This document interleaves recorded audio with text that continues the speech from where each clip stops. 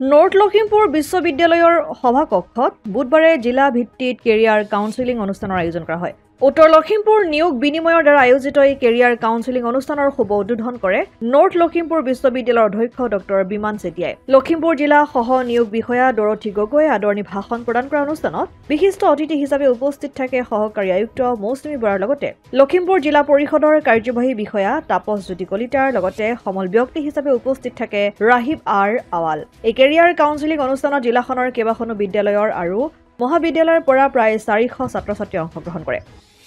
Skill employment entrepreneurship department ফালৰ পৰা এটা কেৰিয়াৰ কাউন্সেলিং প্ৰগ্ৰাম অনুষ্ঠিত কৰা হৈছে district employment exchange north Lakhimpur ফালৰ পৰা। ইয়াতে আমাৰ ষ্টুডেণ্টছ 9, 10, 11, 12 কলেজৰ পৰাও আহিছে আৰু ITI পলিটেকনিকৰ পৰাও আহিছে। ইয়াতে আমাৰ মুখ্য কেৰিয়াৰ কাউন্সেলৰ ৰাহিব আৰ আৱাল, তেখেতে ইতিমধ্যে কেৰিয়াৰ কাউন্সেলিং পৰামৰ্শ দি আছে আৰু আমাৰ ষ্টুডেণ্টছ 400 মান আহিছে প্ৰগ্ৰামটো। লখিমপুৰৰ পৰা ৰাহানুদ্দিন আহমেদৰ ৰিপৰ্ট, অসম আদিত্য। NKS হুণ্ডাইলৈ স্বাগতম। নৰ্থ ইষ্টৰ প্ৰথম GDSI 2.0 ফিচাৰ্ছ ডিলাৰ হৈছে NKS হুণ্ডাই। অত্যাধুনিক সা সুবিধাৰে তৈয়াৰী মষ্ট আপডেটেড হুণ্ডাই ডিলাৰ এতিয়া ডিব্ৰুগড়ত।